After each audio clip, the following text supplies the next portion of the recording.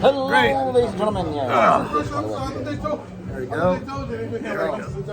Hello, All ladies and right. gentlemen. What's up, everybody? It's Brian J's Nerd Talk. I am live with Steve. This is Steve, otherwise known as Tejimun. Tejimun. I don't ask me what the hell that came up from. It was a cross. It was Pokemon, definitely an anime. Digimon, and something else. It was an anime. It was definitely an anime. I think Zoids. Pokemon, Digimon, Zoids. Yeah. Maybe.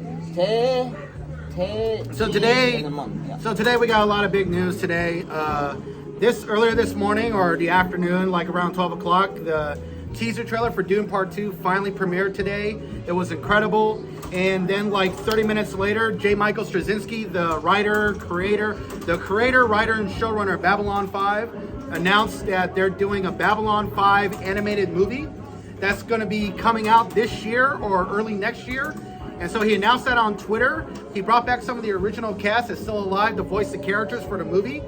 He wrote the script, he wrote the movie, it's his creation, so I just know the movie's going to be awesome because the guy's a genius, and I love Babylon 5. You know, when you said Babylon 5 in an animated movie, the first thing that came to my head was, is everyone still around? Yes, it was great. He's still, what? He's still alive, he's still writing, he's a great writer, and he's just, an animated movie is perfect because I think the movie is going to be connected to the original series, so you probably have to watch every episode of every season to kind of get the gist of what's going on in the movie, maybe. Does he what's the royalties? Does he make royalties? Oh, he got all royalties from Babylon 5. I mean, he was the primary showrunner.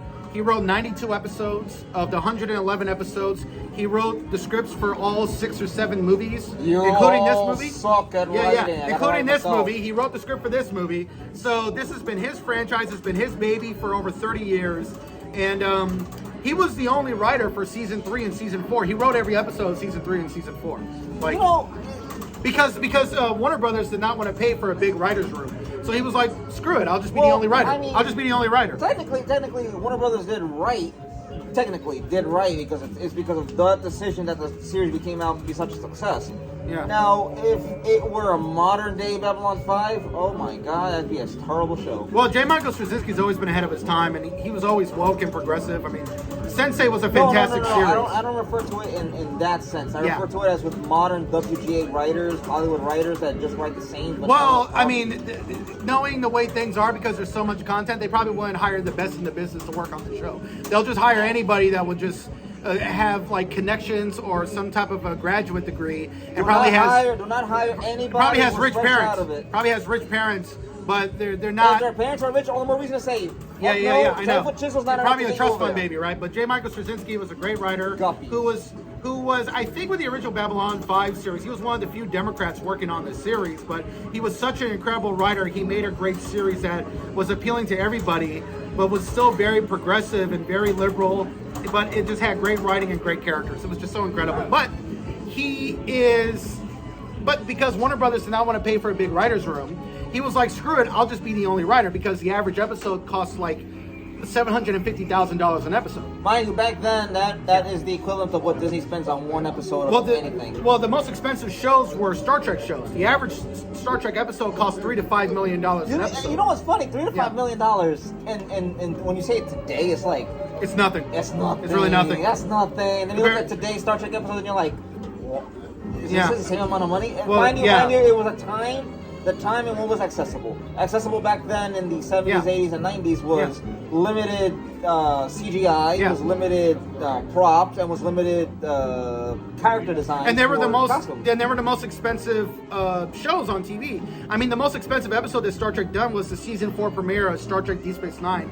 I think Rick Berman allowed them to spend almost $10 million on that episode, it was incredible. Yes, mind you, $10 million today is kind of a risky gamble, because like, I spent $10 million today, and what's the next episode? $45 million? Well, $10 million for a pilot episode was risky in the 2000s, because when Lost got greenlit, the pilot episode for Lost was the most expensive pilot episode of all time. Mind you, Lost had such and that was a huge success. Yes, Lost had such promise. Yeah.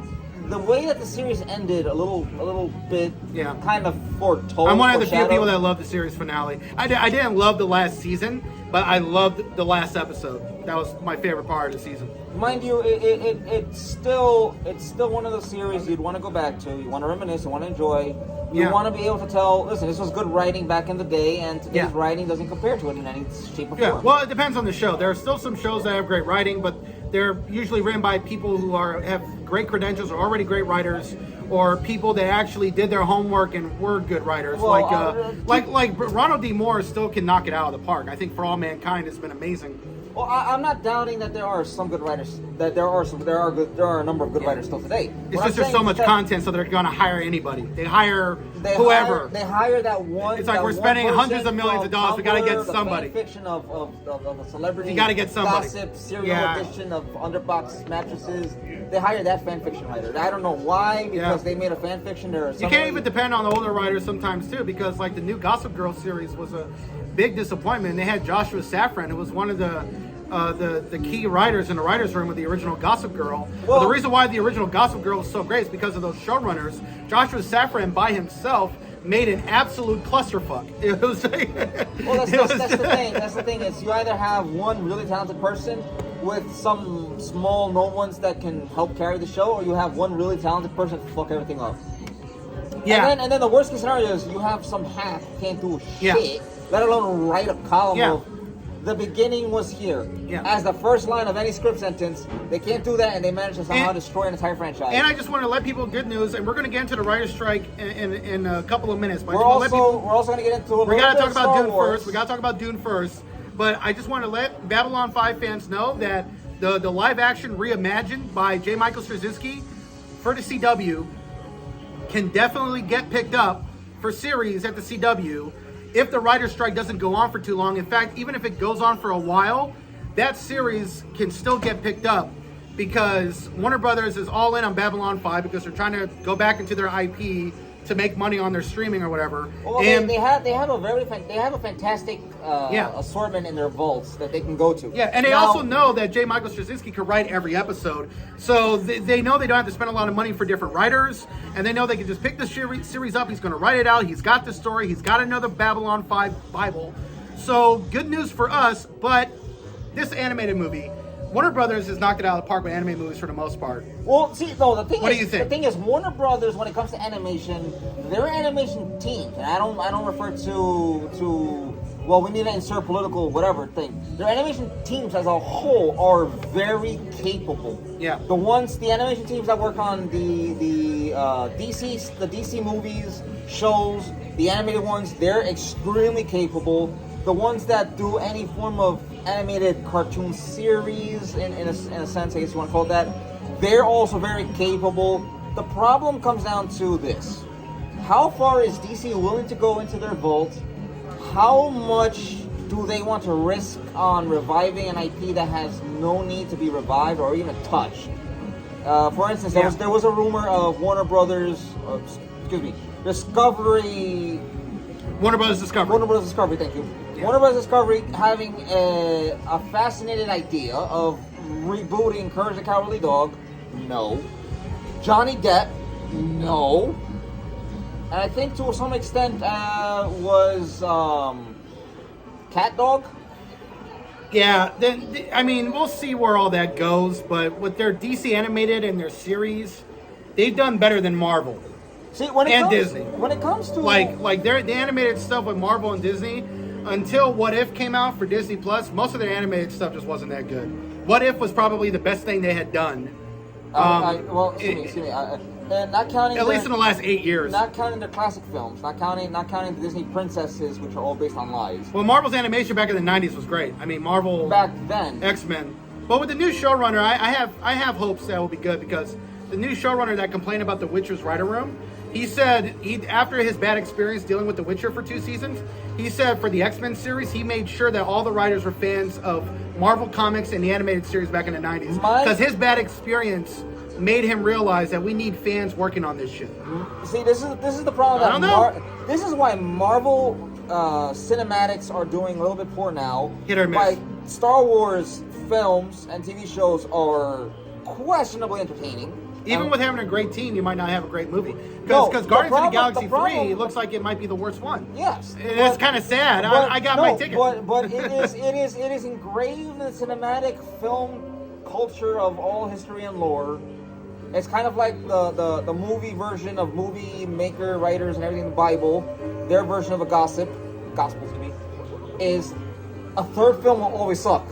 I think also, with few exceptions, of course, but I think whatever went on with Bob Chapek in the last 2 years, it's going to take a long time before Disney really starts getting their shit together, because the way he took away the creative's input on making the movies and shows and gave it to a bunch of people in suits that are only going by an algorithm, it really hurt the process. It hurt them badly, because you can't go by an algorithm, because an algorithm is just an artificial intelligence. It's not people. It doesn't gauge what an audience is really into. I will say this. Excuse me. I just want to put that do not disturb on my phone, because apparently there's notifications popping up that I had not foreseen coming. No, but go ahead. The problem with Disney as a whole right now, when it comes to Star Wars especially, Season 3 of The Mandalorian was a huge clusterfuck. They should not have brought Grogu back. There was only 2 great episodes. It was like the last 2 episodes. I feel that... And I love episode 3, but that's it. There was like 3 episodes. I personally and strongly feel that Kathleen Kennedy needs to be removed. Yeah. Doesn't matter if she cries sexism or foul or misogyny or I don't think. Well, it's not happening. I genuinely believe that Kathleen Kennedy does not have a vision for Star Wars. Cannot see the way Star Wars is supposed to go. And she wants to insert her own, well, I need to have my mark on this stuff. Well, I think it was especially worse under Bob Chapek, because under Bob Chapek, she couldn't get anything out the fucking door. And Bob Iger, when he was in charge, she got 5 Star Wars movies out. And The Mandalorian out. I mean, the only problem was keeping directors. Directors were getting fired left and right. Well, there's speaking of directors being fired left and right, I forgot his name. There's a gentleman who was hired to work on Star Wars Episode 7. David Lindelof. Her firing him was the best thing she did. No, really. I applaud Kathleen Kennedy for doing that. I really do, because David Lindelof, he's done some great stuff on TV. I love most of his shows. I mean, I thought Watchmen was good, even though it had nothing to do with Watchmen. I thought The Leftovers was great, and I love Lost. I'm probably one of half of people that love it. But for movies, he's terrible, because he writes his movie scripts the way you write a pilot episode for a TV show. Like Prometheus was written like a pilot episode for like a limited series or for like a whole 5-season arc. And it would have been good as a pilot episode, but as a movie, it was just leaving a lot of threads hanging. And he's trying to hide behind ambiguity, but it's like you're using ambiguity as a crutch for the fact that you don't know how to write a movie script.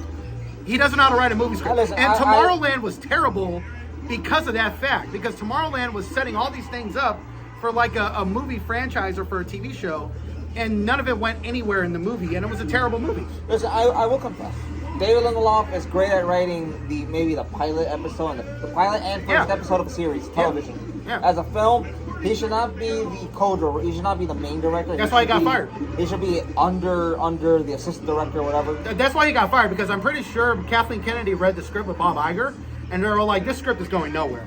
So we need to get the guy that's written, I forgot the guy's name when they got to replace him, but the guy's like an Oscar nominee, he's won Emmy Awards. So like, let's get that guy. He can fix whatever dumb shit he was doing. Well, here's the problem. They had David Lindelof, then they had this guy.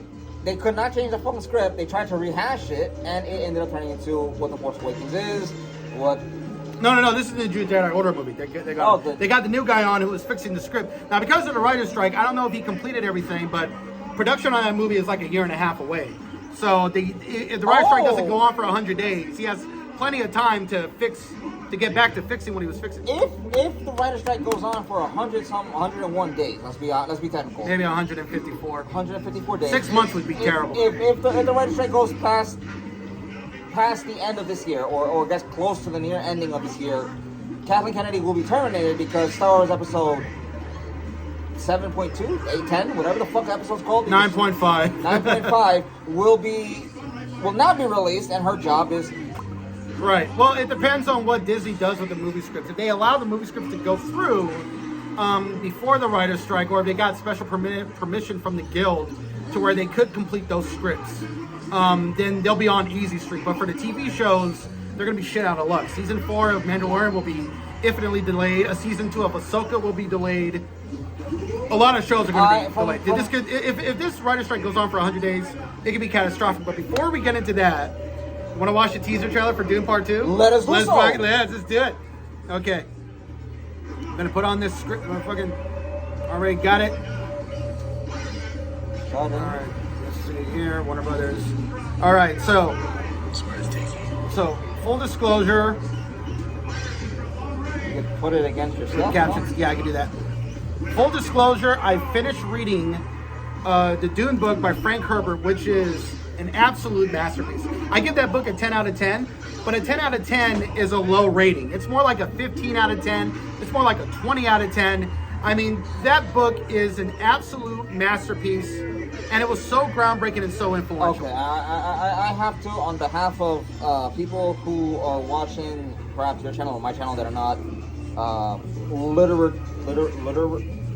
they're not so heavy into the grading of books and stories. Yeah. 15 out of 10. Why is this book rated so poorly, so low?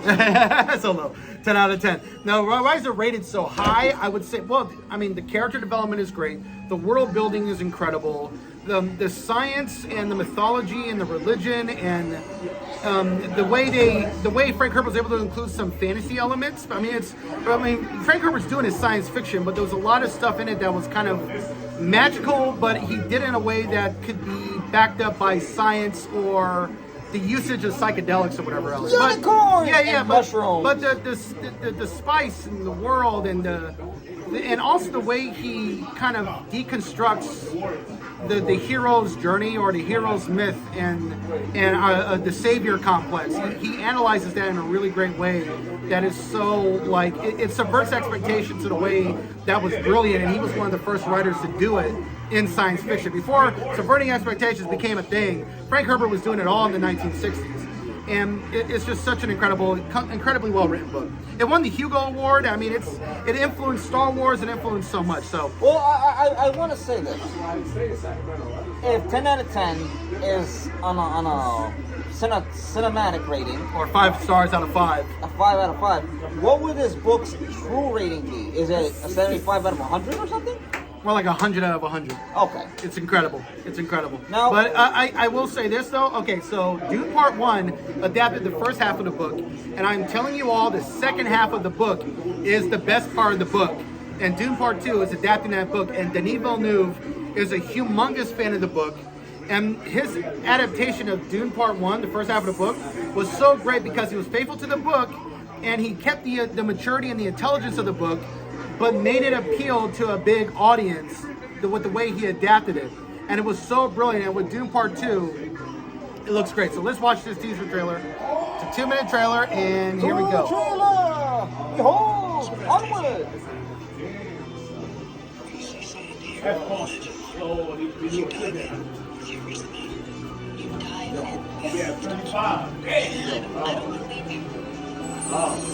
Yeah, it's Paul talking to Cheney, telling her about Kaladin.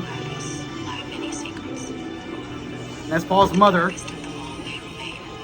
becoming the Reverend Mother. And that's Princess Orlan, played by Florence Pugh.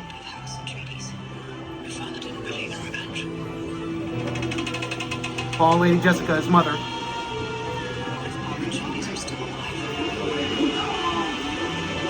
Oh man, there's so many scenes and images come straight out of the book.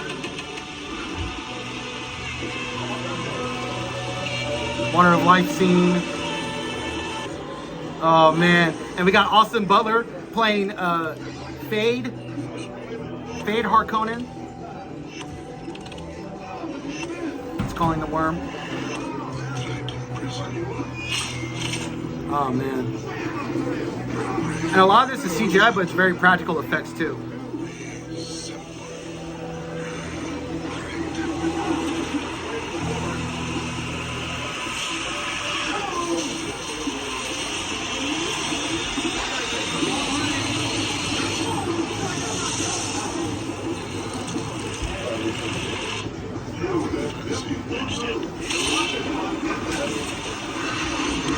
Oh, dude! Man, that just looks incredible.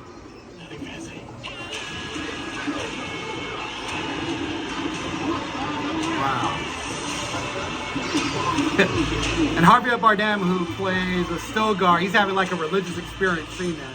It's like seeing is believing. And the arena scenes with Faye look like they're going to be in black and white, which is an interesting choice. Long live the fighters.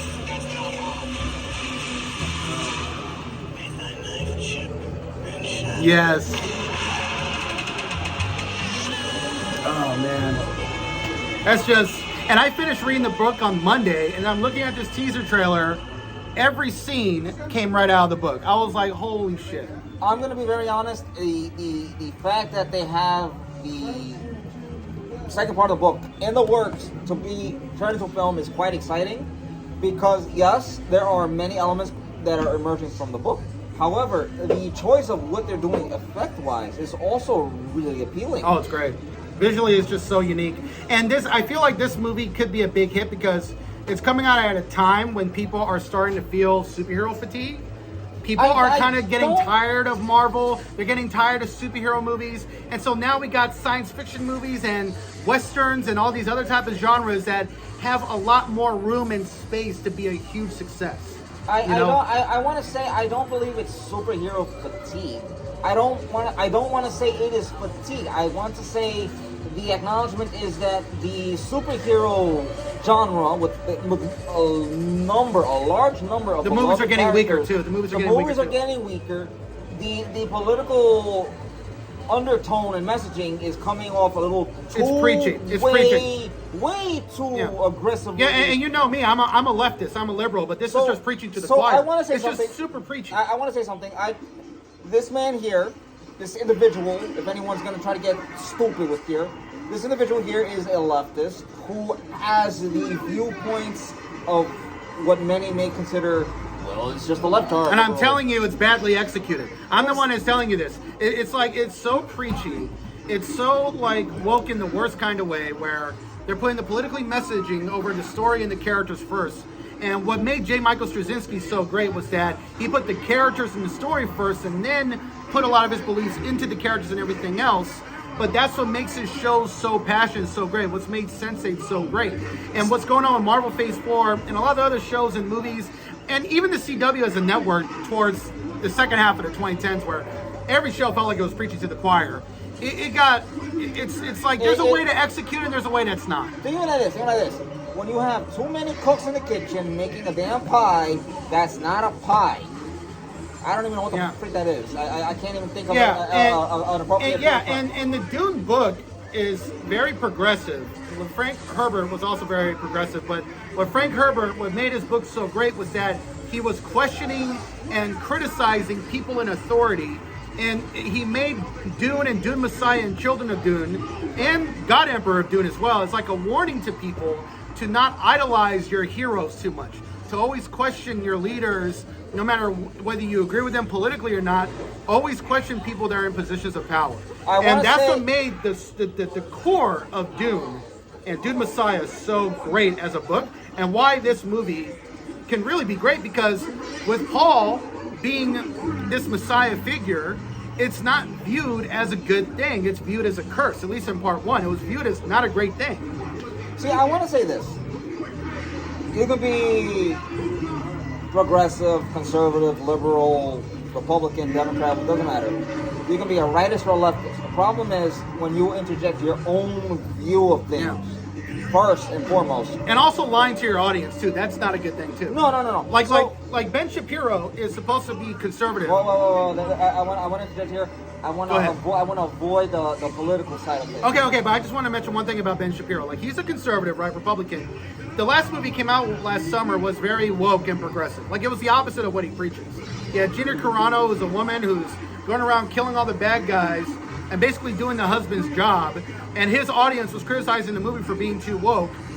And it's like you're not appealing to the audience in the right way. It's like right now you're kind of lying to your audience. Right now, is if you lie to your audience, we are looking at this from both a literature, cinematic, video game design, and even marketing style of things. You lie to your audience. You tell your audience this, but you go around and do something completely different. Yeah. Expect the criticism the resistance is what many like to refer as these dumbfounded misogynistic racists. And you know, and all of his movies are female centric, and it's like, you know, I don't know who you're appealing to, but you know, you got to know the product. Listen, I don't watch Ben Shapiro films. I don't watch a lot of films for the reason that regardless of what side of the political aisle you watch, if it's from a specific individual, it will get political, it'll get preachy, it will always get suggestive in some way. I listen, there's nothing wrong with a strong woman.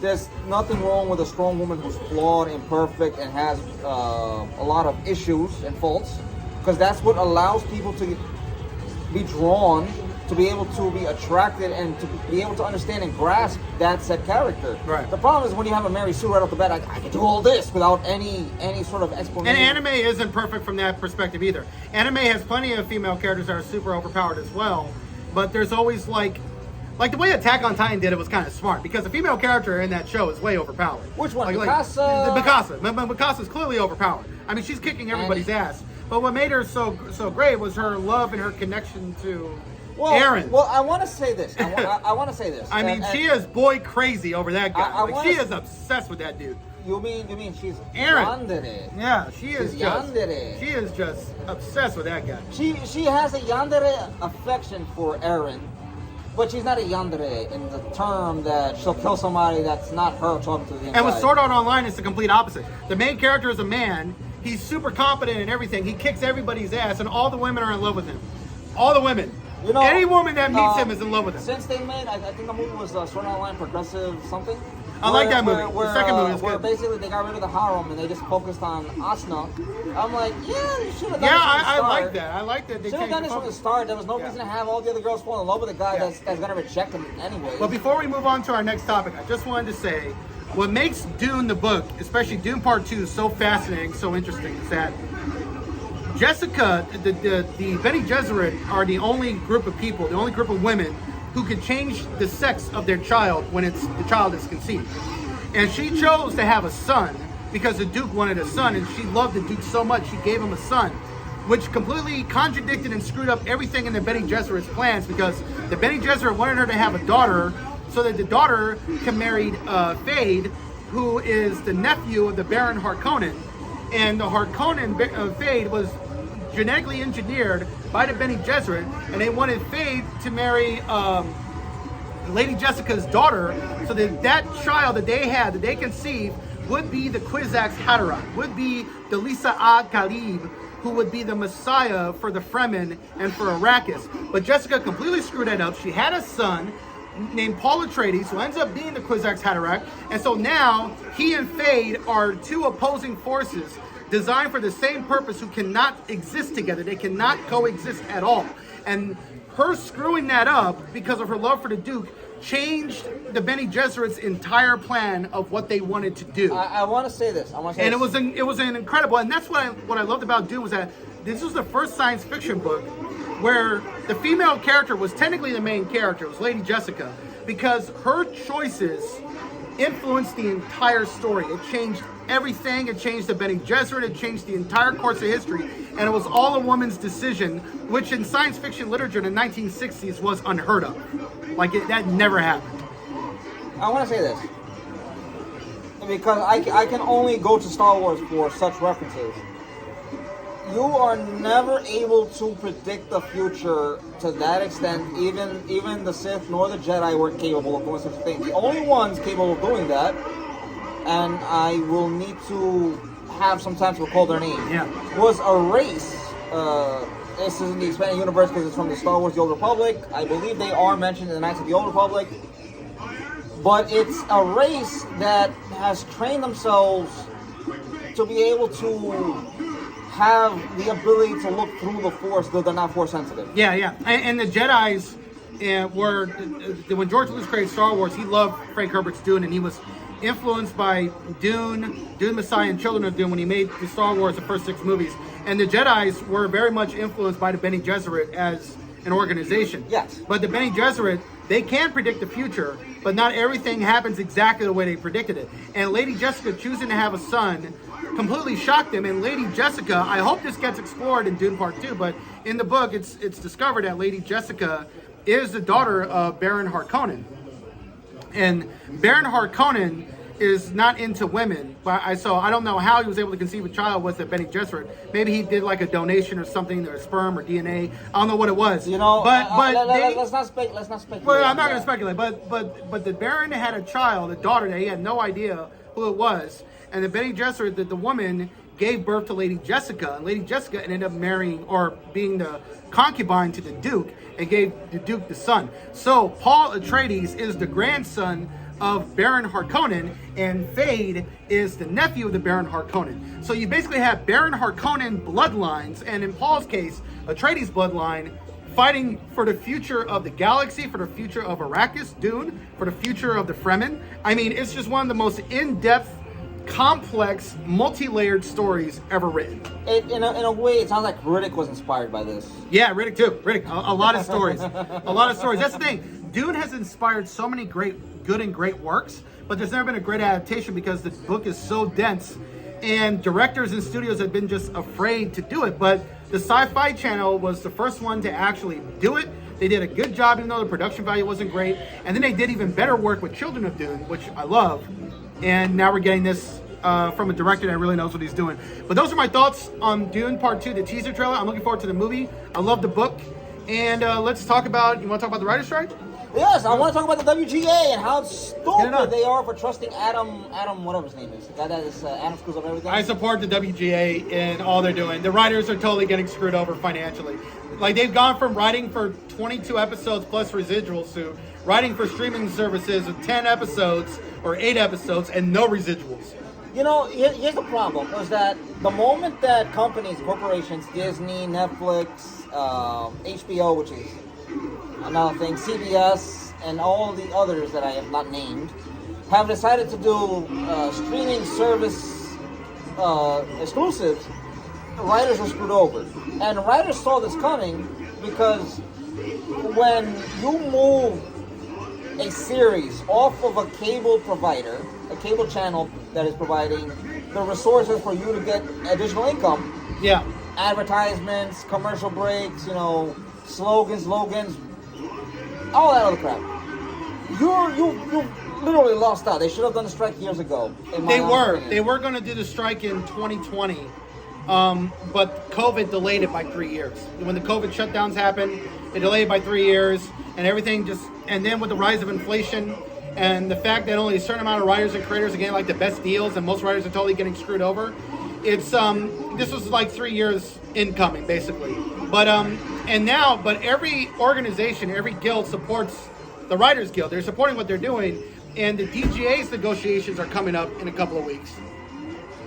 And if the DGA decide to go on strike, it would force the Hollywood executives and the studios to finally settle with the WGA and the DGA, because there's no other guild with more power and influence than the DGA. The DGA has so much power in Hollywood, it's ridiculous. I want to bring this up because I did watch some others comment on this. Now, with AI becoming ever increasingly more advanced, that's also on the negotiating table too. It's also on the table. It's also a possible replacement too. Replacement for writers. That's the scary part. Because if Hollywood wants to avoid a strike in the future, if AI gets exponentially better in the next 5 years, that's it. I mean, well, with ChatGPT, with AI now, you can technically get an episode out that's done a little bit more similar to its original style of what the show used to be. I recall someone made a Seinfeld script, and it was very close to Seinfeld. I think it was WW Pro or Bounty Renegade, one of the others. I digress. I don't want to throw any hate away. I respect him. I saw it. I was actually impressed. Now, if Hollywood is able to replace the X amount of writers that there are in the industry with AI, you may see the WGA and the DGA come to an end, because your time, no matter who you are, individual, living creature, or organization, your time is finite. Yeah, and it's a technological singularity. Eventually, AI will not need people to make movies. They can just do it on their own. Yeah. And they can probably create their own distribution. They don't need Hollywood at that point. No, you know what's ironic is that at a certain point in time, and they don't need to survive on money too. It's an artificial intelligence. It's not like it needs a paycheck. No, the only thing AI it's not needs, like it gets hungry. No, the only thing AI will need is maintenance, updates, and electricity. That's it. But as of right now, if the DGA goes on strike, it's a nightmare for Hollywood because the DGA has people at a higher tax bracket than writers and actors. Like, you got actors that are multimillionaires like Tom Cruise and everybody, but the DGA has directors that are basically billionaires. You got George Lucas, who's still a part of the DGA. You got Steven Spielberg, who's a billionaire. You got James Cameron, who is close to being a billionaire because of Avatar. I mean, their power and their influence is massive. If the directors decide to go on strike, I mean, that's Hollywood's ass. And then everybody else, it would signal to everybody else going on strike. The actors would go on strike. The special effects people would need to go on strike. The VFX people, and I wouldn't even be upset if the VFX people go on strike because the way they're treated is like absolute shit. What's up, man? Have a good night. Have a good night. Oh, you're leaving? Yeah. What? All right. Don't tell me y'all all leaving now. All right. Oh. All right. I didn't get to hang out with y'all. I'll hang out with y'all in a bit. But it's like the DGA has so much power and influence. If the VFX people go on strike, and the VFX people to me are treated worse than the writers. Like, you talk about crunch. I want to bring the crunch is crazy, and the CGI is getting worse. I want to bring into realization that you have studios like Disney, Netflix, Amazon to an extent as well, HBO possibly. Not that I'm able to validate it, but VFX artists aren't given the appropriate amount of time to do the work. They're just, it's either break your back and get paid, or fuck out of here and get scrapped. Yeah. And I think VFX artists are more inclined, more deserved, and they have a bigger right to go on strike than a lot of writers today. Yeah. Only for the fact that a lot of writers are rehashed, washed out, or just not competent. And with the fall of superhero movies, this fatigue that's setting in because the visuals and the CGI is not getting better, and the movies are not getting better. It's not surprised that Avatar 2 became such a huge, All right, have a good night. It's not a surprise that Avatar 2 became such a huge hit because. See y'all again. All right. Give me one second, guys. Yeah, okay. It's great seeing y'all. Y'all gotta come back down here. Yeah, definitely see y'all again. Wait, are they leaving too? Are they leaving too? Yeah. All right. But it's not a surprise that Avatar 2 became such Sorry, man. All right, yeah. I'll see y'all later. Yeah, absolutely. You guys can see y'all. But it's not a surprise that Avatar 2 became such a huge hit because let's face it. Well, the CGI looks incredible. Yes. All right. Have a good night. Have a good night. Have a good night. Awesome, man. It's good seeing you again. Have a good night, man. Yeah. Awesome. Don't be a stranger. Yeah, definitely. Y'all free Saturday? Or Sunday. What Sunday? Yeah. Do we meet on Saturday? I'm good Sunday. I'm good Sunday. Yeah. Guys, I'm good Sunday. Yeah, and if you guys want to hang out Sunday, let me know.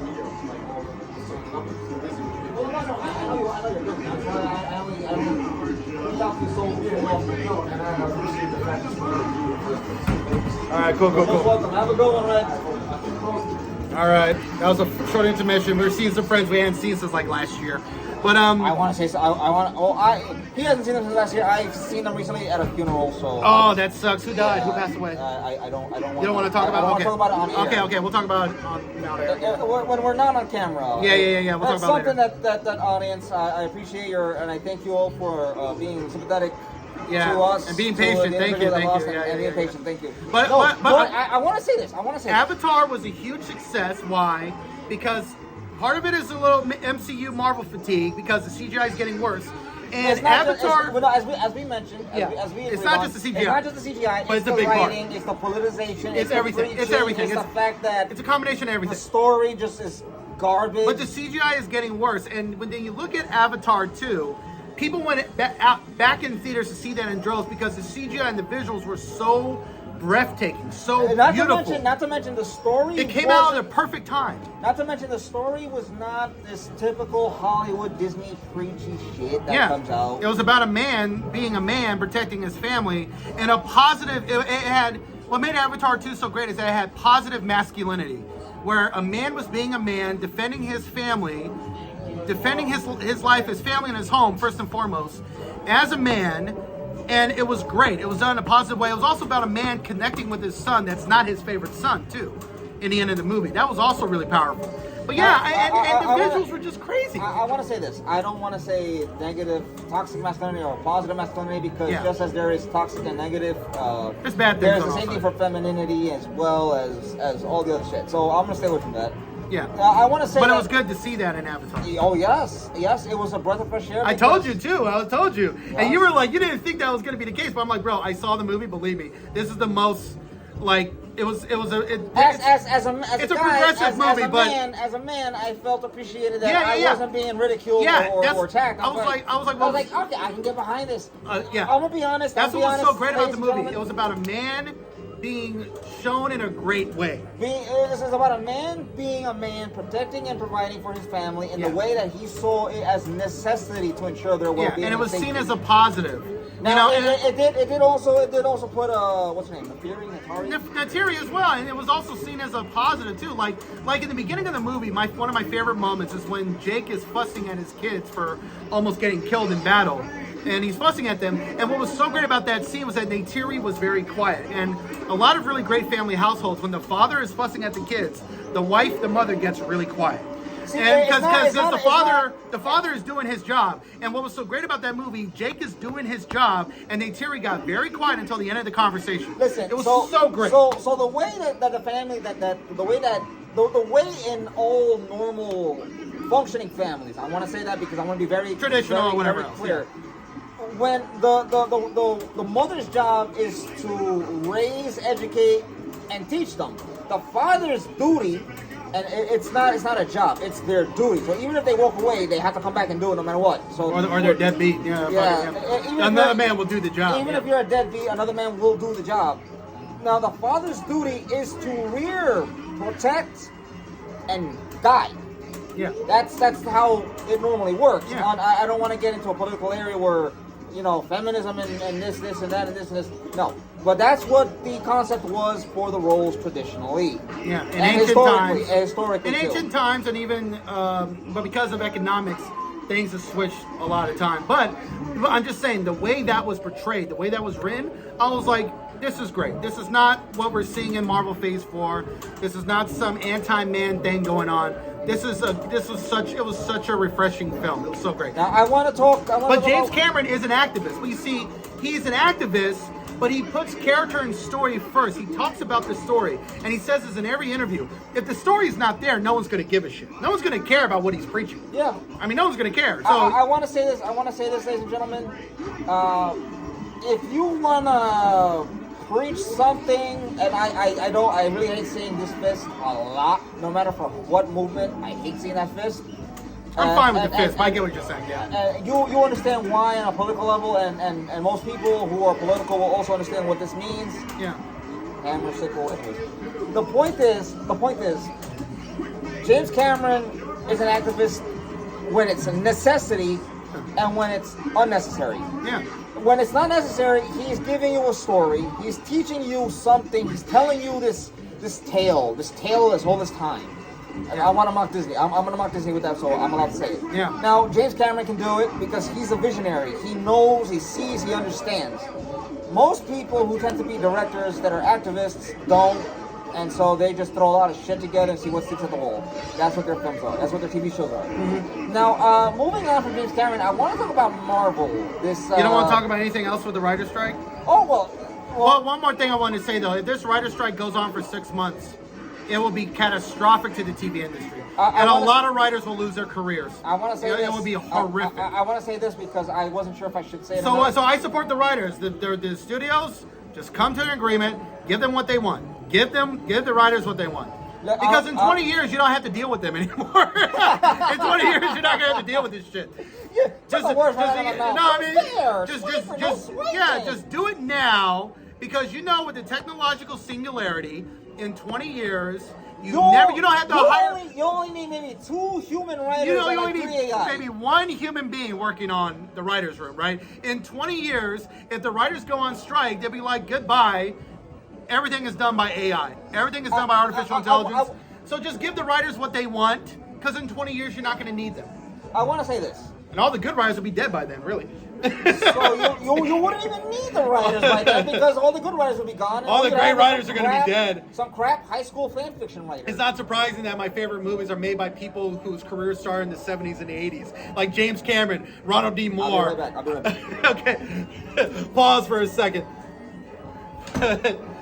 but yeah, but it's true. My favorite writers, my favorite directors, their careers all got started in the 70s and the 80s. They all got started in the 70s and the 80s. James Cameron, Ronald D. Moore, Ira Stephen Beyer, J. Michael Straczynski, Michael Piller, who sadly died in 2005. And a lot of writers, a lot of great writers. And Tom Cruise, his career got started in the 80s, and he knows how to make a movie that would appeal to an audience. Tom Cruise does not preach to the choir, let me tell you. It's all about entertainment. Puts his life on the line for entertainment. Jumping off a cliff in a motorcycle for your entertainment. Skydiving out of an airplane for my entertainment.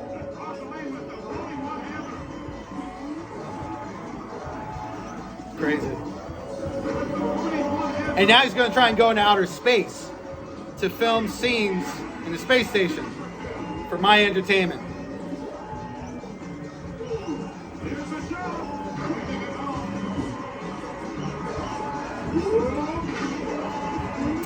Crazy. Amazing. So it's all good. Okay. My apologies, I had to go do a quick errand. All right. Now, I want to mention this. Because AI is an upcoming developing tool, Hollywood the writers may be facing a double-edged sword. Yeah, in 20 years. Well, this is prediction for the 2040s. I want to say now because at some point they may let go of a lot of writers. They'll probably accept it, but they'll fire a lot of them. Yeah. And have AI as a introductory to learn and grow on that, on what's left to me. Because there are so many cooks in the kitchen. A TV show is no longer a TV show, it's this religious, preachy, political nonsense in a lot of cases. Or at times it's just such a bad show that it is so convoluted, it contradicts itself, it's moved forward, it moves 3 steps back, it goes to the side, it goes 9 steps left, right. Yeah. So the writers, I believe and I agree that they deserve better compensation, better pay, better treatment, better work abilities. At the same time, I believe a lot of them have not earned it, especially the more so new introductory writers that are going on. They have not earned it. They should not be receiving a lot of stuff based off of what's already built before them. Now, that's all I'm going to say on the matter. I do, however, want to bring up 3 things. Go ahead. BuzzFeed and Vice Gaming, BuzzFeed News and Vice Gaming News is gone. Yeah, it's dead in the water. And it's not surprising. Their readership went down because G4 died before them very quickly. Like it just came and went. That is the a sad part. That G4 died before them. That's just a microcosm of what's been going on for the last 10 years. For the last 10 years, these publishers and these media sites have gone out of their way to constantly attack and belittle gamers. Some of it's justified because a lot of gamers can be assholes, and a lot of them troll online and say terrible, nasty comments. But that's not the majority of gamers. But the media people want to take those assholes on Twitter and YouTube and Xbox Live and say that's the majority of gamers. That's the majority. That's the gamer's mindset when that's not the majority of us. So they're just attacking gamer after attacking gamer after attacking gamer, and now they're out of a job. Well, to be fair, they're out of a job. To be fair, BuzzFeed was throwing out a bunch of nonsense They were throwing a lot of shit against the wall to see what's stuck, and they lost everybody because they attacked everybody which way they came.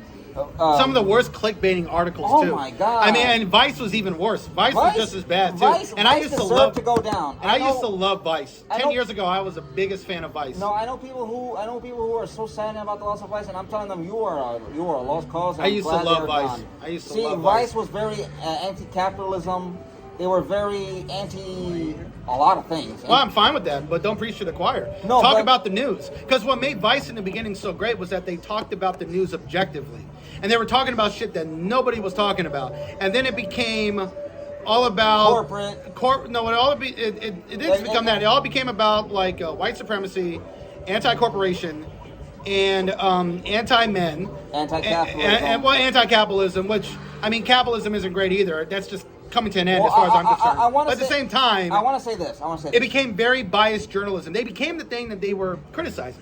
They in the lines, in the words of Obi-Wan Kenobi, you were told to destroy the Sith, not join them. Yeah. You would bring peace to the galaxy. Yeah, they became not leave it shrouded in darkness. Yeah, they became the very thing that they were criticizing. They became biased, early, easy access journalism. You know.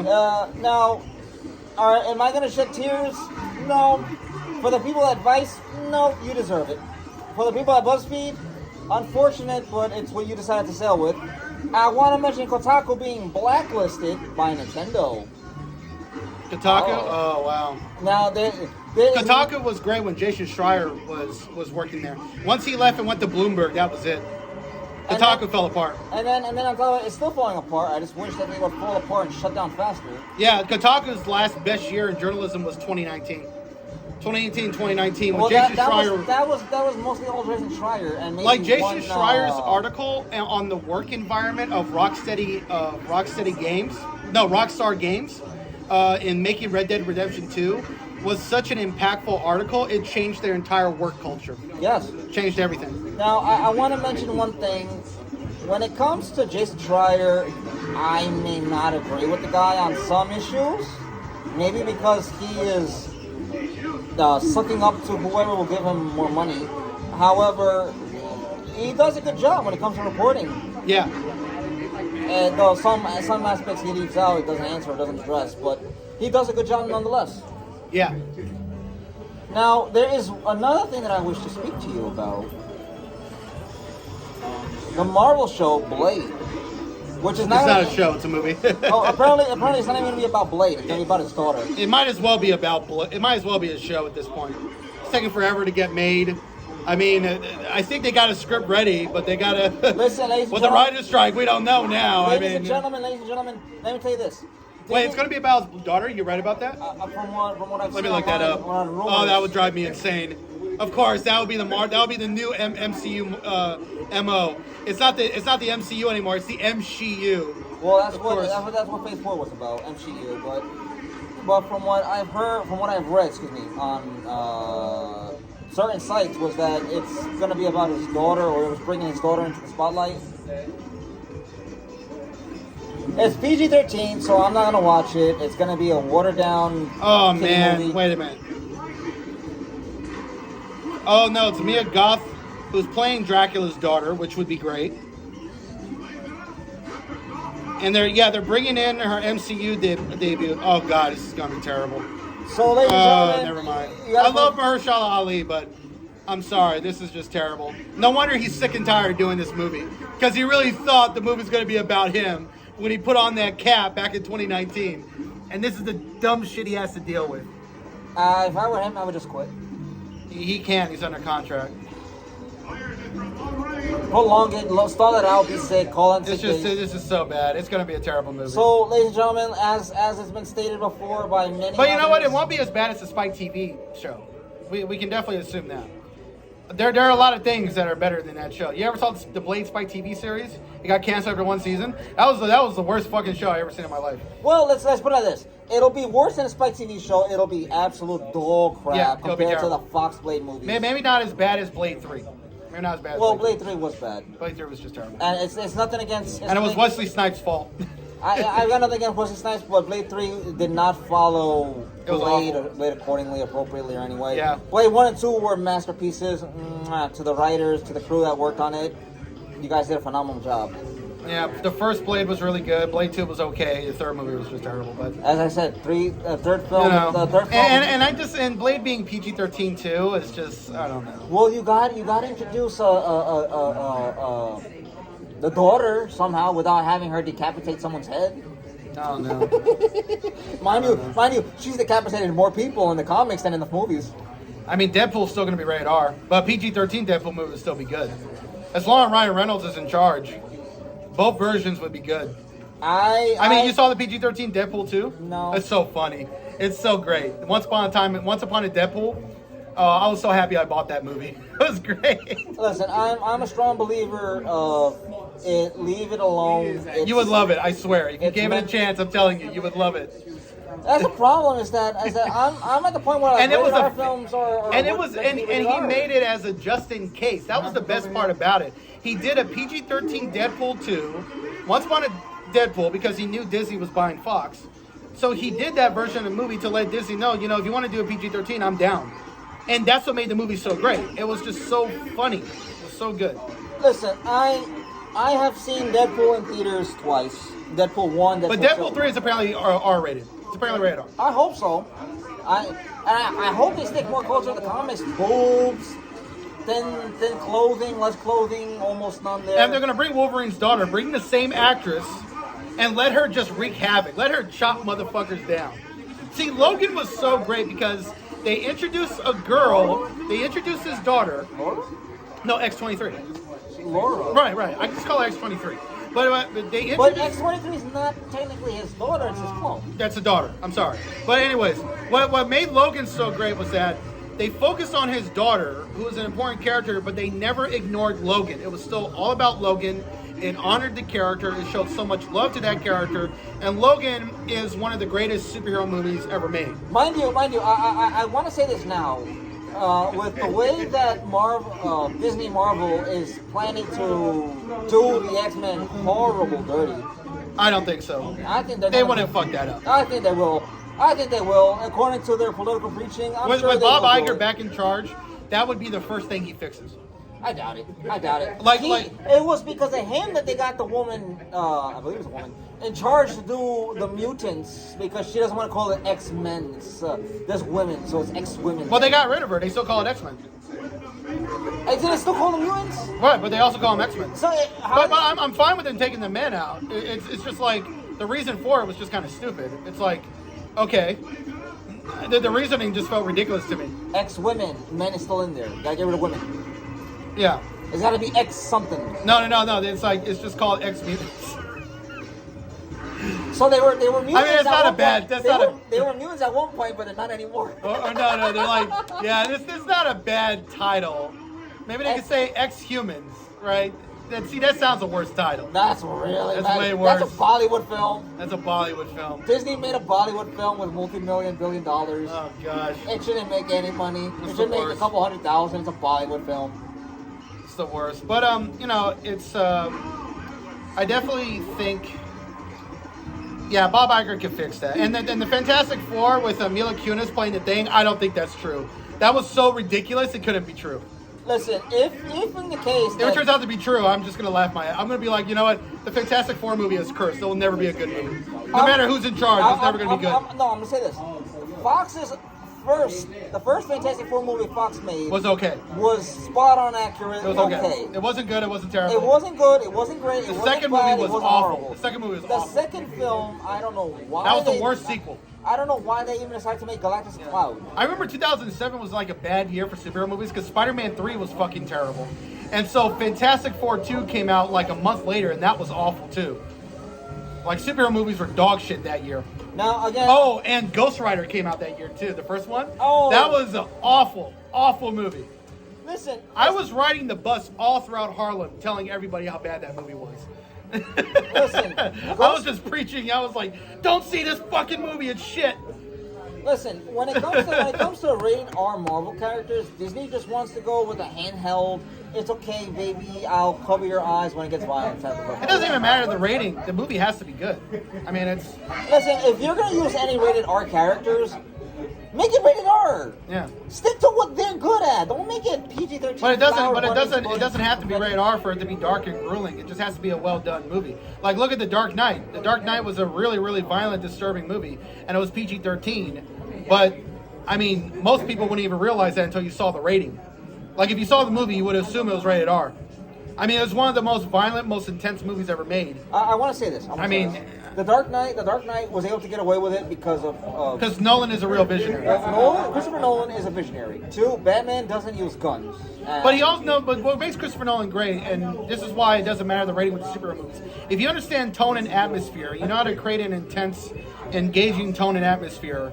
It doesn't matter what the rating, people are going to be captivated by it, and the film can be taken very, very seriously. Mind you, I want to say this: a lot of Disney films, a lot of Marvel films lack that ability. A lot of Marvel shows lack that ability. Star Wars shows lack that ability. Most Alfred Hitchcock movies are not rated R. Most of them are PG. No, I know. But would you know it? Would you think about it? No, his movies are scary.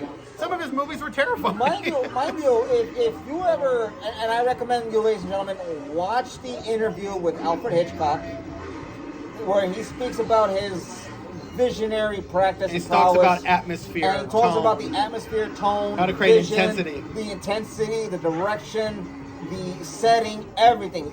Alfred Hitchcock was a visionary ahead of his time, who created the true suspense genre. Yeah. I don't mean suspense. I mean the true suspense genre. He revolutionized cinema. But yeah, I mean that's what you got to do. But in Star Wars. George Lucas created, revisionized, was a founder that changed the industry. He and Steven Spielberg, they created the big summer blockbusters. They created the blockbuster, and they made a blockbuster what it was because they created characters for people to love. Not every movie they did was great, but they revolutionized cinema as well. But speaking of Star Wars, I'm really excited for Ahsoka now because I just found out that Dave Filoni wrote every single script.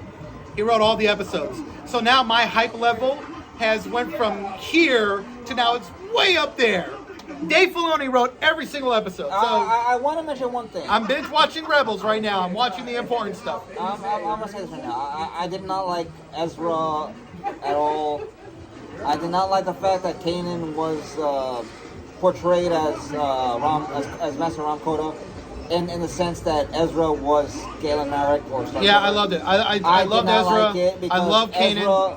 Ezra was more so of indecisive individual, whereas Galen Marek... Until season 3 and 4.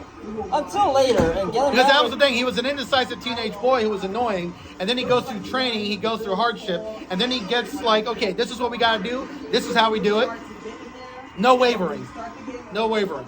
I did not like Sabine in the sense that she was a Mando. She got better too. With a very questionable color of armor that made no combative. Oh, you don't like sense. the graffiti tattoo armor? I really did not. Come on, she's a teenager. She's allowed to be creative. Oh, I'm not saying she can't. And I find it funny. I find it funny how Ahsoka takes place like 12 years after the events of Star Wars Rebels, and Sabine has longer hair with the same hair coloring. And I'm like, how is she going to wrap up that hair when she goes to battle? Is she just going to keep it like that? What happens if she puts on the helmet? Is she going to wrap up the hair? No. How where's her hair? Shoulder length? In the Star Wars Rebels, it was short. All the hair was short. Yeah. It was because of her helmet. But now it's long and wavy. So is she going to wrap up and braid the hair before going into battle and then put on the helmet? Or what is she going to do with her hair? No. So when it comes to women with long hair, there are... in the expanding universe, what Disney calls Legends, which is canon technically by account of. It hasn't been said by words yet, but it's been shown. It was shown in Rebels when Palpatine's with the mirror. Ezra saves Ahsoka, flees into the mirror. Well, he flees into the mirror, saves Ahsoka and whatnot. But because of that, it creates a multi-dimensional level for Star Wars. So everything that existed prior to Disney is canon. It's just canon and continuity 1 or 2 or just a different universe. It's a different universe, but it exists. With better written books than the sequel trilogy. Yes. Like Vector Prime alone. You know, Vector Prime alone is better than all 3 of those movies. Mind you, a lot of Star Wars books do have some contradictions with what You know, goes they on. have faithfully adapted Vector Prime. They still could have made $2 billion. No one would have known the difference. They just wanted to see Star Wars. The problem with Disney is that they should have kept the original characters. They should have kept them. They should not have done them dirty. They should not have diminished them in any way. And we're only saying this because Episode 9 was so fucking terrible. Oh if my The Rise God. of Skywalker was great, we really wouldn't be feeling this way. But because that movie was like that is the worst Star Wars movie ever made. The Rise of Skywalker is the worst Star Wars movie by a country mile. And because of that, no, please, it makes The Last Jedi look like Citizen Kane by comparison. The Rise of Skywalker. Hey, Citizen Kane was good. No, Citizen Kane is a masterpiece, but I'm saying The Rise of Skywalker makes The Last Jedi look that amazing. But The Rise of Skywalker ended so badly that it killed any enthusiasm and momentum for the sequel trilogy. Like, the prequel started off bad, but it ended well. Revenge of the Sith was really good. Do you think Disney's trying to copy that success, that failure to success? I hope so. Listen. What they should do. I don't know if it's going to translate to the box office. I just want them to. Because it's the opposite. They started off big success, and then they went downhill. I guess this is the antithesis to Like The itself. Force Awakens made $2 billion. It got great reviews from the critics. It got good audience scores. I want to say something. Got good audience scores. Like, I want to say something. What we as common everyday moviegoers have learned is that when critics say something, it's not true. They are hating on the Mario movie. I don't blame them. I saw the movie. It did not need Western politics in it. Well, no, the Mario movie was good, but the narrative and the character development is completely rushed.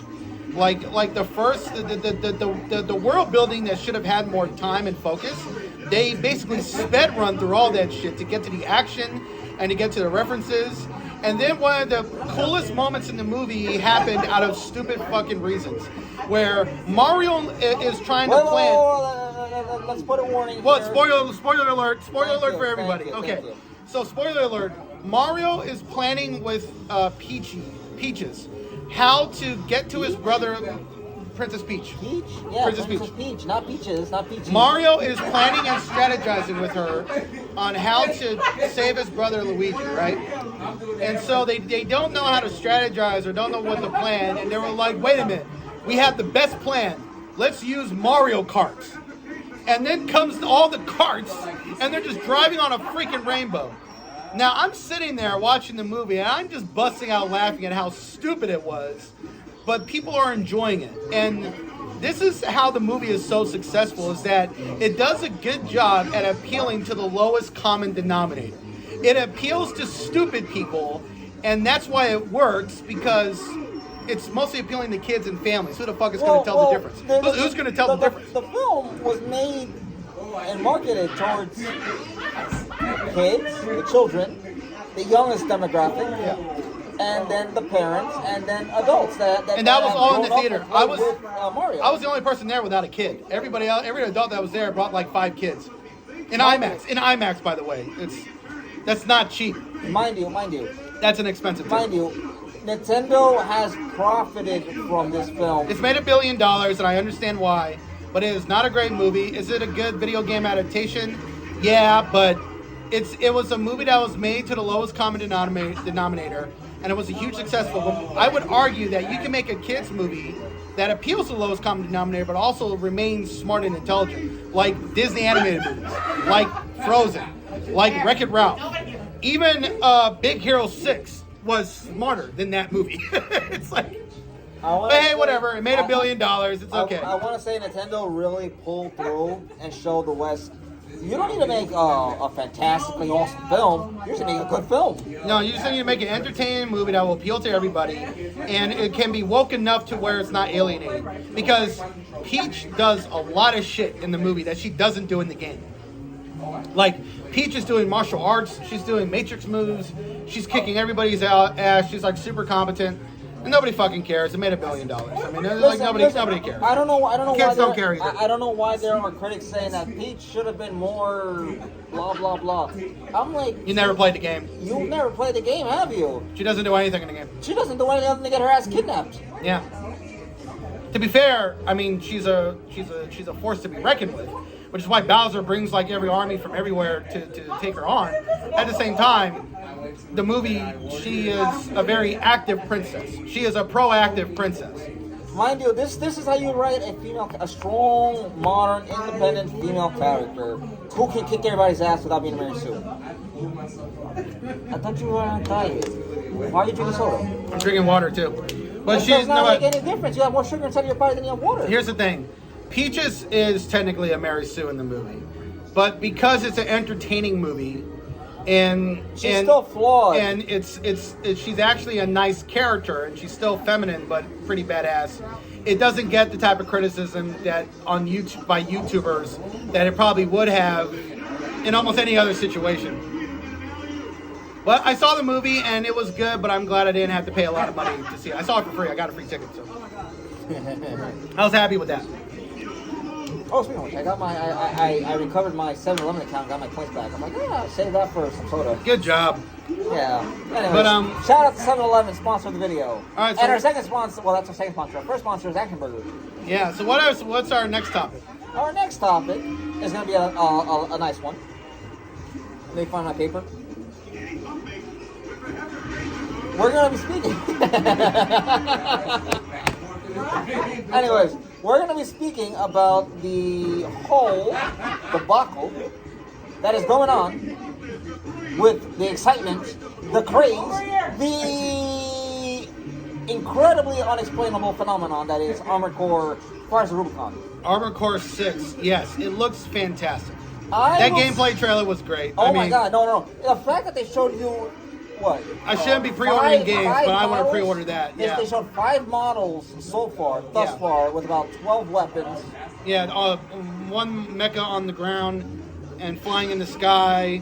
You saw so many different type of mechas. And listen, to Armored Core fans, I know for a fact, because I played the first Armored Core game back in 1999 when I was 12 years old.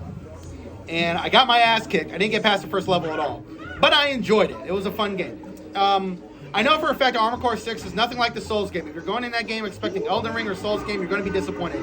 But I could tell looking at the trailer that it has some Souls-like elements. Like breaking your opponent's posture gauge. And going for a finishing move when you break the posture gauge. That's there. I want to remind everybody that Armored Core is being developed by From Software, the same studio that did Elden Ring. Yeah, Elden Ring. Elden Ring. But they're did Dark Souls 1, 2, 3, Bloodborne. Did they do Sekiro? Yeah, Sekiro is. That's all Hidetaka Miyazaki too. Sekiro, and that's the great thing about Armored Core 6. It's the lead game director is the guy who was the lead designer for Sekiro, and he actually helped Miyazaki come up with the combat system. And Sekiro has the greatest combat system I've ever seen in my life. It's still to this day. It's as much as I love Elden Ring, and Elden Ring has a better story and lore and everything, but Sekiro's combat system is second to none. It's the greatest combat system of all time. I wanna tell people, when it comes to Armored Core is a series, a franchise that. Well, From Software's claim to fame was Armored Core. Yes. But to Armored Core fans, don't worry. Armored Core 6 is still very much an Armored Core game. But a lot of what From Software has learned with the genre that they created, which is Souls and Souls-like, Souls-born genres, that they've basically created since 2009, they are going to take some of those elements, not all of them. They're going to take some of those elements and put it in Armored Core 6, and I can already see it. So I want to say this. What are those elements that we can only surmise? Well, aside from the counter gauge system, where you can do a finishing move after a parry or successful counter. Yeah, that's one.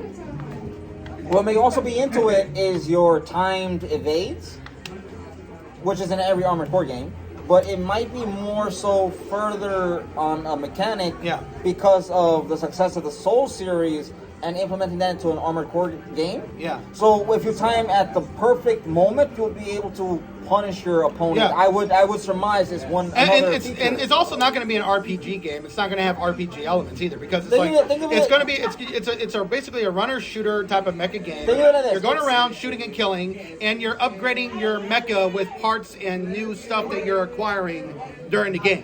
So think of this: it's just your generic. Well, to me, not generic.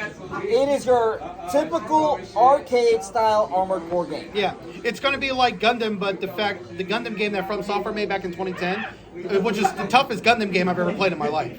I didn't even know who From Software was. I was like, why is this game so tough? But looking back on it, I know. I will confess, I may have not been attentive to Gundam games. That was a really good game. It was really difficult. It was a tough game, but Armored Core 6 could be something like that. But Armored Core 6 is really its own thing because you are customizing and building your mecha based on parts that you are getting and acquiring. So thinking of this, it's Gundam. So it's not a level up system. It's like Sekiro. You know, in Sekiro, you can level up, but Sekiro, you're just buying parts for your arm and acquiring abilities with your arm.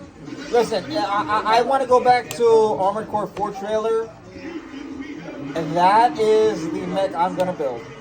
Yeah, I think that mech's going to be there too in Armored Core 6. I plan to build that their core because of two reasons: the speed and the firepower that bad boy has. And this is a perfect segue because if Armored Core 6 comes out mostly working, if it's a great game with great reviews and it mostly works on launch, From Software could win Game of the Year 2 years in a row because look at what's going on in gaming. It's AAA gaming is in chaos. We have so many broken launches, especially on PC. It is freaking PC, crazy. Star Wars Jedi Survivor broken.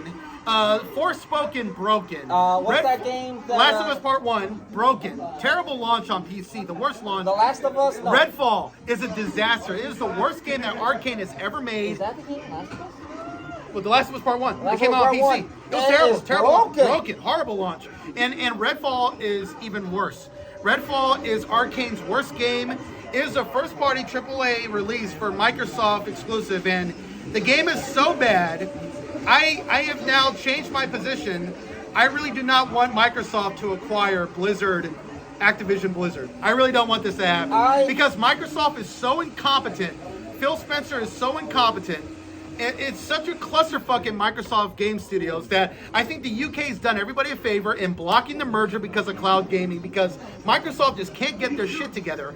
I mean, if Starfield comes out broken, which I know it will, I can't wait to play it. I'm gonna live stream that game. Mind you, he said and it's gonna be crashing. Broken. He's gonna play it. He's gonna play it broken. He's gonna complain about how it's a terrible game. No, you know why? Because it's on Game Pass, which is one of the best things about it. I was playing Redfall last night for like an hour. It was the worst shit. It was just awful.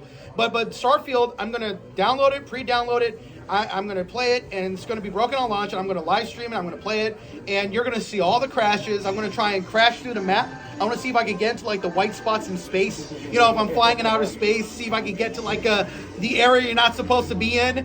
Yeah, I want to see that, and we're gonna see T-poses and everything. It's gonna be hilarious. But bro, Microsoft should not get Activision Blizzard for the sheer fucking incompetence of Phil Spencer. And if Starfield comes out broken, not Phil Spencer. Maybe Phil Spencer needs to sit down. But the guy who's in charge of all the studios, what's his name? Booty? His last name is Booty. Patrick? Something Booty. Something Booty. His last name is Booty, which is hilarious. He needs to get fired because the way he's been running these studios has just been a clusterfuck after a clusterfuck after a clusterfuck. Listen, I'm gonna be honest. I'm not a fanboy. I have a PlayStation. I have an Xbox. I have a Nintendo. I have a PC, though I can't play high-res PC games, despite the fact that I want to get a brand new parts for PC and get a ultra gaming rig. But that's its own problem. And this is no excuse because Microsoft is a $2 trillion company. You shouldn't be so behind the 8 ball with Sony. They're so behind the 8 ball. It's crazy. I believe whether they acquire Activision Blizzard or not is not up to us. It's up to the legal precedents that Microsoft has for the lawyers. Well, their because ability to counter. Their ability to counter, their ability to appeal, how successful, how they're able to prove themselves worthy of such a deal. That's what I'm going to leave it to. I'm going to leave it to the experts. I'm not going to comment on it because I could care less. Gaming today, if Sony shuts down today, and if Microsoft shuts down today, if Microsoft Gaming shuts down today, Sony Gaming shuts down tomorrow, and Nintendo is still Nintendo, in the end, the only people that lose are the ones that are freaking white knighting for these companies. Yeah, I don't understand the mentality of Sony and Microsoft fanboys. But I love both systems. I got games from both systems. But I will say Sony, their games come out mostly working, at least on the PlayStation 5 and the PS4. They work, they look great, they look beautiful, and they come out almost on time. You rarely get a big delay, and they come out great. Like The Last of Us Part 1 on PS5 is so beautiful. I mean, the water effects are crazy. The water just is scary realistic. I want to say something. Regarding God of War Ragnarok has one of the greatest openings I've ever seen for a game. I want to say something. In regards to the current fact that Sony has to provide documents for business practices and so on, other things, operations and such, as well as their exclusivity contracts and deals that they have made. Well, the UK blocked the merge until 2024. It's still going to go through. It's just not going to go through this year. Listen. What I'm saying is that it may be a possibility, and I'm not against Microsoft. I'm not in favor for Sony or Microsoft. Maybe Nintendo, because Nintendo is committed to what they do, and they actually do what they say they're going to do. Gonna say this right now. It may be possible that Microsoft is trying to take a look at how Sony does things so that they can correct in Japan, we'll see how far that goes. Well, one thing I will say though, when the UK blocked the merger, they blocked it on the grounds that they should have started with like 6 months ago, because beforehand they were blocking it because Microsoft was cornering the market and getting rid of competition in console, which was just not true, because consoles are consoles and they can make deals on that. Now they blocked the merger based on cloud gaming. Now they have a real good argument, because when Stadia finally shut down, Microsoft became the majority owner of cloud gaming. Well, they control. No. I want to say this. The thing with Stadia, is that it's a Google product, and what has Google made when it comes to their products? Their products are garbage. Right, but ironically, with Google Stadia shutting down, that argument where they're not the only ones involved in cloud gaming is now gone. So when Google Stadia shut down back in January or February, Xbox and Xbox Cloud Gaming became almost the 90%. They're in control of 90% of cloud gaming now. So when the UK did the block the merger based on the cloud gaming argument, I'm like, okay, fine, you finally have an argument. It's not gonna stop the inevitable, but you finally have a good argument. Oh shit. Okay, good. It's still going. You finally have a good argument to where you are now talking about something that is a potential consumer problem down the line, because in 20 years when we're all just playing video games through the cloud, through the internet. Oh shit. Okay. If we're all just, I think your child is saying it's time. Yeah. But I think when in 20 years or 15 years, when we're all basically doing cloud gaming, if Microsoft is a majority owner of that and there's no competition in a capitalist free market society, in 20 years it could be a problem. So them blocking it based on that could stop that potential problem of Microsoft controlling everything like some cyberpunk big corporate, where if you want to do anything cloud gaming, you gotta kiss the ring of the biggest corporation in the world, next to Apple. I want to say this one more time. So we'll see. I'm no expert. It was a good argument. I'm no expert. I'm not going to claim to say I know something when I don't, because I don't. My mother did not. I read the argument. It made sense. This is the first time. The argument made sense. It was the first time where they made sense. It was the first. It's probably the only argument or the only statement. It's the one they should have started off with. CMA stated and made. It's the one they should have started off with. Because everything else, it was them parroting Sony's lines, and at this point, it was hypocritical, because Sony was doing the same thing on console that they said Microsoft would do. Sony was already doing it, so that wasn't going to go anywhere. But the cloud gaming, now they got a case, because let's face it, Sony and cloud gaming, they're not even close to what Microsoft has. Microsoft has everything. Well, I want to say 90%. I want to say that Sony needs to be very careful here moving forward when it comes to trying to get away with things. And right now they're trying to acquire another studio, so I don't see why the CMA and the FTC don't stop them there. But yeah, I think when this finally goes through in a year, I think Microsoft isn't going to try and acquire another big fish like this again, because this is too much hassle. And I think next time they're just going to go for a smaller studio like From Software. They'll just go after something like From Software. I don't doubt that they'll pass on the opportunity to go for a smaller studio now. I think right now what they're trying to do is they're trying to have the biggest matter resolved before they do anything else, such as paywall the fuck out of Sony, which would be fucking hilarious. And what's also killing Microsoft is Game Pass, because the game sales for the games are all in the shitter. Because why would, and that's going to make other smaller studios not want to be acquired by Microsoft, because From Software really does love the fact that they just sold 20 million copies in a year with Elden Ring. And they want to keep those sales going for their studio, and they want to keep making money. Not just Miyazaki wanting to make money, but people working under him want to make money if a game blows past all sales expectations like that again. And if they're under Microsoft and their game is already on Game Pass, no one's going to buy it, and the sales are going to be shit. So that's also now a big problem for Microsoft. I think what Microsoft needs to do right now, and from what I recall out of some portion of the argument, was that by acquiring Activision Blizzard and their IPs, the price of Game Pass will go up. And I'm not sure what their business practice is when it comes to Game Pass and the studios. I don't know if they put out a payment for X amount of time and then pay them for having that time or whatnot, or if they pay them for sales. Well, rumors are circulating that Microsoft is very upset with the Xbox division of Microsoft, because it's like, we're not making much of a profit. These games are getting delayed, and the studios are all in chaos because a guy whose last name is Booty can't get his shit together. Ironic that his shit can't get together. That's but his so last funny. name's Booty, that was so. such a funny last name too. It's so great. Of course. I don't want to. Of course, the guy whose last name is Booty is totally incompetent. Of course. I don't want Why to. not? I don't want to make fun of the guy, but I will say this: It's too funny. if Microsoft does not remedy the issue that is under their leadership with Matt Booty, Phil Spencer, Matt Booty. Also, you remember the first name, okay? it's Matt Booty. It wasn't Matt Booty. It's got to be Matt Booty. Let me look it up. Look it up. You got the phone. Microsoft. I'm just going to type in Microsoft plus Booty. Does that even come up with anything? Let's take a look here. Let's see. It's going to come up with his name plus Booty. Yes. Matt Booty. Yeah. Hey! So I do know his name. Oh Okay. my God, this guy is gonna get fired. If Starfield comes out broken, he is gone, bro.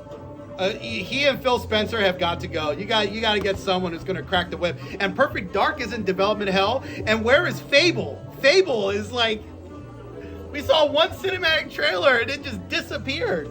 Well, Matt Booty did state that the studio.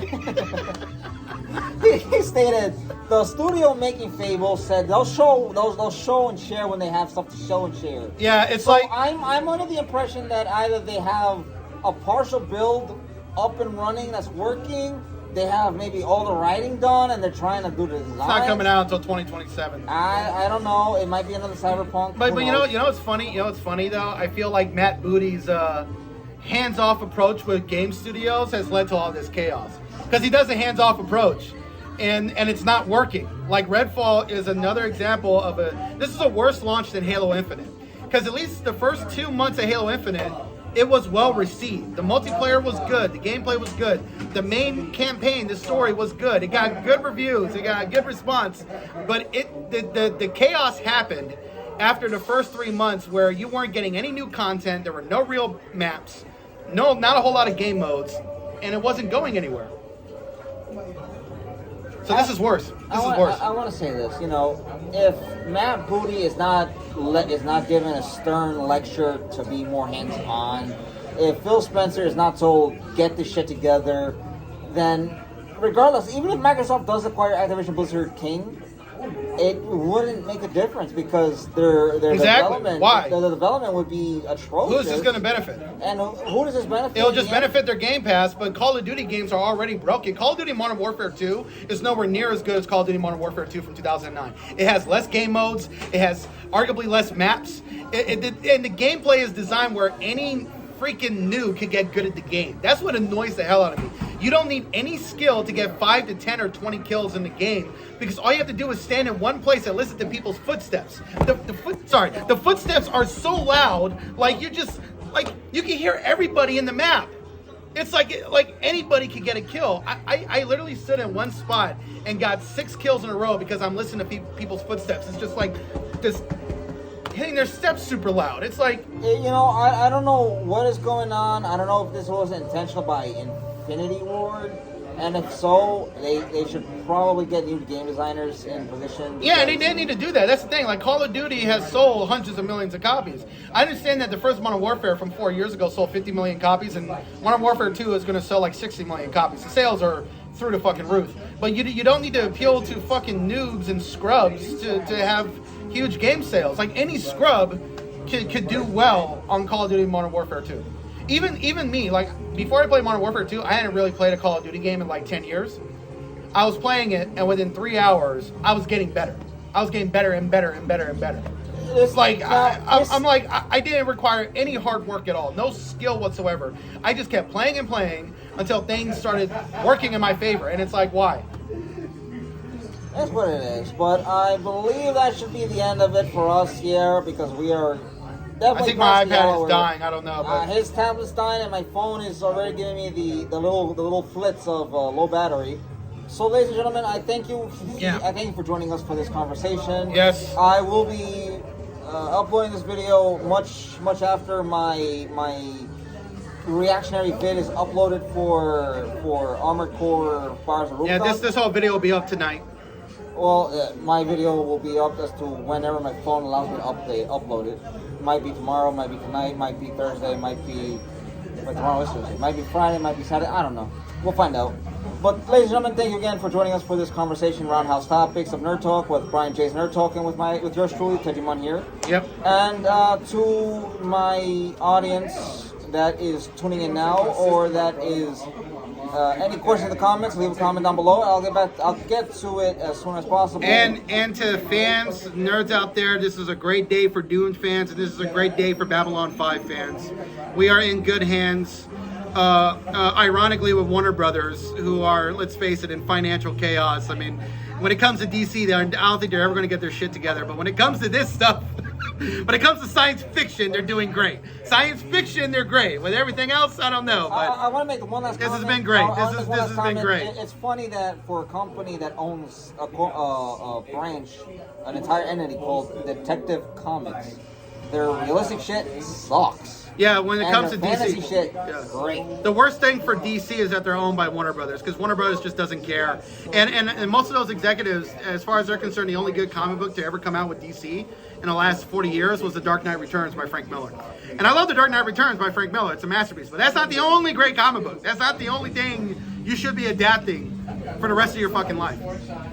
But when it comes to the stuff they don't really care too much about, which is the science fiction part, Dune, and this Dune Sisterhood series is struggling because, Warner Brothers did not like the visual look that guy was going with. They want it to be more like the Denis Villeneuve's movie, and I'm not really a fan of everybody looking the same. I was fine with the series looking different because it takes place thousands of years, 10,000 years before the events in the movie, so I was like okay with that, but it's whatever. But still, with their science fiction stuff, they've done better work. And Game of Thrones, House of the Dragon was great. I mean, that's it. Listen, we'll put it like this. When it comes to Warner Bros. Discovery, fantasy, great.